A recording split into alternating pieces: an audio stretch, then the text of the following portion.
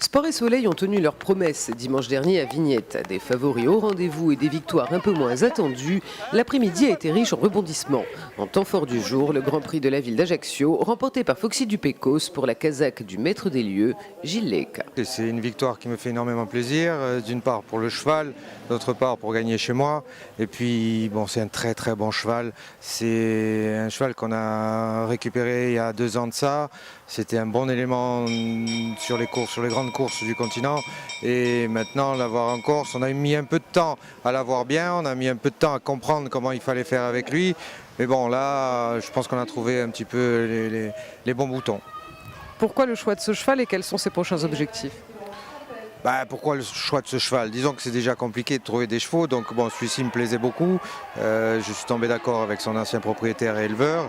Et les prochains objectifs, ce sont tous les grands prix qu'il y a à courir, parce que bon, maintenant il va être un peu barré dans les autres courses, donc il va courir essentiellement les grands prix en Corse. Dans les poulains, Gusti Pontadour reste invaincu en remportant sa 3e victoire d'affilée. Le pensionnaire de Daniel Ferrir a galopé en 2e position, laissant la Casaro Ligrane animer les opérations. La pouliche, qui avait été gênée à Prunelli et avait terminé dernière, a confirmé la bonne impression laissée pour ses débuts en déroulant des foulées dans un bon rythme mais sans trop se fatiguer. Le Bardigne Ready Shop a bien galopé avec le futur gagnant et compagnon de couleur, mais les 2 leaders ont entamé la lutte dès la ligne d'en face et se sont détachés dans le tournant finale, laissant le reste du peloton à plusieurs longueurs. Ils sont rejoints dans la ligne droite par Ready Shop, qui a un temps fait illusion pour la 2e place. Drôle de course dans le prix de Bastelica au Rashkani a imprimé un rythme endiablé à l'épreuve réservé au pur sang.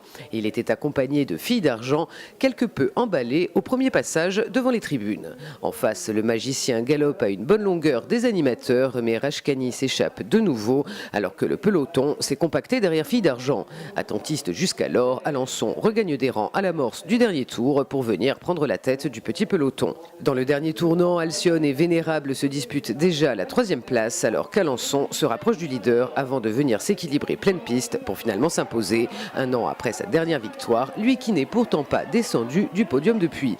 Rashkani parvient toutefois à conserver la 2e place devant Vénérable. Le prix des membres fondateurs s'adressait aux chevaux nés et élevés en Corse. Comme le veut le dicton, une chute appelle un gagnant, ou plutôt une gagnante, puisque Liski s'est imposée après avoir désarçonné sa cavalière à la sortie du rond de présentation.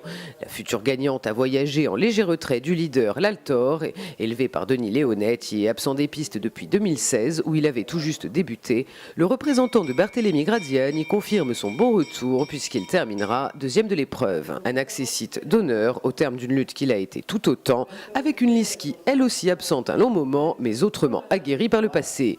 Une autre belle chance de l'épreuve, c'était Caldair de Lansac qui a fait une course d'attente avant de se rapprocher pour venir participer à la lutte avec le couplet gagnant.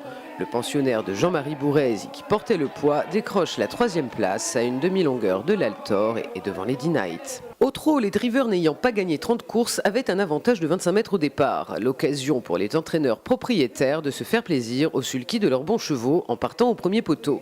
Une occasion que n'a pas ratée Jean-Paul Monti avec Verdi du Châtelet. Le Bastien ne s'attendait toutefois pas à une victoire et encore moins de cette façon. Peu adepte des courses en tête, Verdi du Châtelet est pourtant parti devant sans s'épuiser toutefois, imprimant son rythme à l'épreuve. Venezia de Mai a quant à elle trotté en 2e position, sans pour autant venir attaquer le leader. Au bout de la ligne d'en face, Visconti vient à la hauteur de Venezia de Mai, sans contrer lui non plus. Jean-Paul Monti conserve alors son rythme avant de reprendre une bonne avance définitive dans le tournant final et accélérer vers une facile victoire. Ses autres représentants, Alexis Gis et Atout Duller, viennent aussi dans la ligne droite pour prendre dans l'ordre les 2e et 4e places.